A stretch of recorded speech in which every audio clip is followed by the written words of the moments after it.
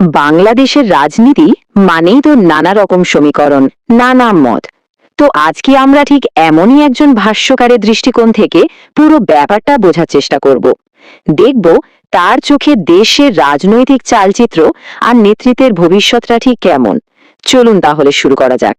শুরুতেই একটা অদ্ভুত কথা, তাই না? ফর্মুলা হলো -2 -1। মানে কি এর?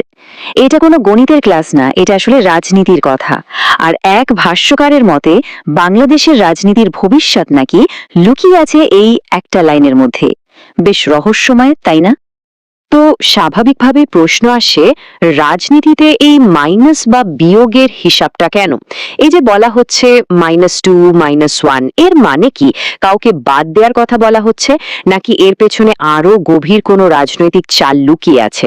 চলুন তো এই রহস্যটা একটু ভাঙা যাক। আচ্ছা, তাহলে প্রথমেই আসা যাক এই মাইনাস ফর্মুলায়। জিনিসটা আসলে কি?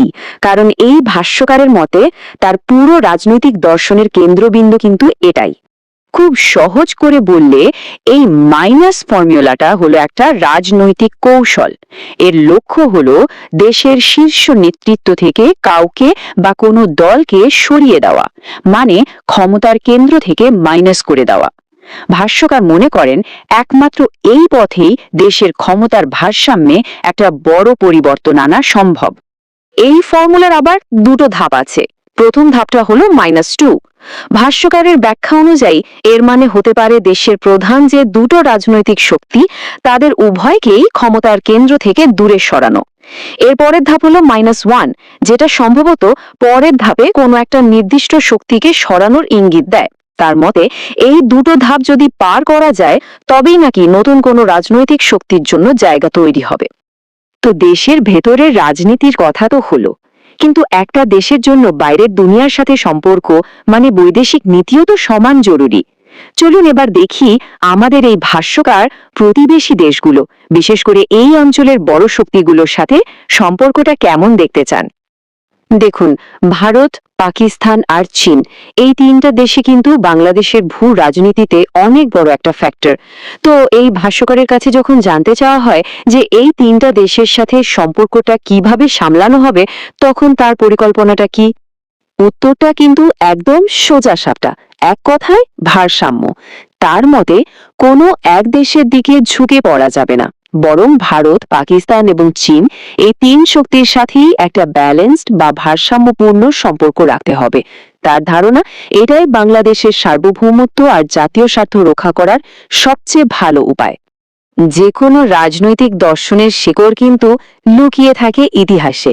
মানে ইতিহাসকে কে কিভাবে দেখছে তার উপর অনেক কিছু নির্ভর করে। তো চলুন এবার একটু গভীরে যাই, দেখি এই ভাষ্যকার বাংলাদেশের স্বাধীনতার ইতিহাস বা দেশের নেতাদের কিভাবে মূল্যায়ন করছেন। স্বাধীনতার ঘোষণা নিয়ে তো অনেক রকম বয়ান আছে। এই ভাষ্যকার তার বক্তব্যে একটা নির্দিষ্ট ধারার কথা তুলে ধরেছেন, যেখানে বলা হচ্ছে আমাদের মহান জাতীয় নেতা বাংলাদেশের সর্বাধিনায়কের পক্ষ থেকে স্বাধীনতা ঘোষণা করা হয়েছিল। এই কথাগুলোর মধ্যে দিয়ে কিন্তু একটা নির্দিষ্ট ঐতিহাসিক বয়ানকেই প্রতিষ্ঠা করার চেষ্টা করা হয়। খেয়াল করে দেখুন, ভাষ্যকারের কথায় কিছু শব্দ বা পদবি বারবার ফিরে আসছে, যেমন মহান জাতীয় নেতা, সর্বাধিনায়ক। আবার এর পাশাপাশি তিনি বর্তমান প্রধানমন্ত্রী বা বিরোধী দল বিএনপির কথাও বলছেন।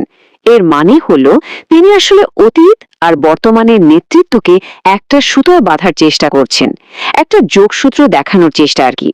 তার মানে ব্যাপারটা পরিষ্কার, এই ভাষ্যকারের পুরো রাজনৈতিক চিন্তাভাবনাটাই কিন্তু দাঁড়িয়ে আছে ইতিহাসকে দেখার একটা বিশেষ চশমার ওপর।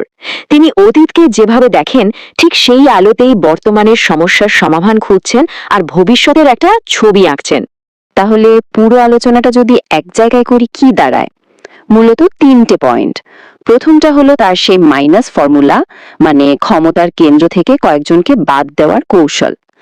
দ্বিতীয়টা হলো বিদেশ নীতিতে ভারসাম্য বজায় রাখা, মানে সবার সাথে সমান সম্পর্ক। আর তৃতীয় এবং সবচেয়ে গুরুত্বপূর্ণ হলো ইতিহাসকে দেখার তার নিজস্ব ভঙ্গি, যেটা তার বাকি সব ভাবনাকে নিয়ন্ত্রণ করছে। শেষ করার আগে একটা প্রশ্ন রেখে যাই, আমরা ইতিহাসকে যেভাবে পড়ি বা বুঝি, কিংবা আমাদের যেভাবে ইতিহাসটা বলা হয়, সেটা কি আসলেই একটা দেশের ভবিষ্যৎ পথ ঠিক করে দেয়? ভাবনার বিষয়, তাই না?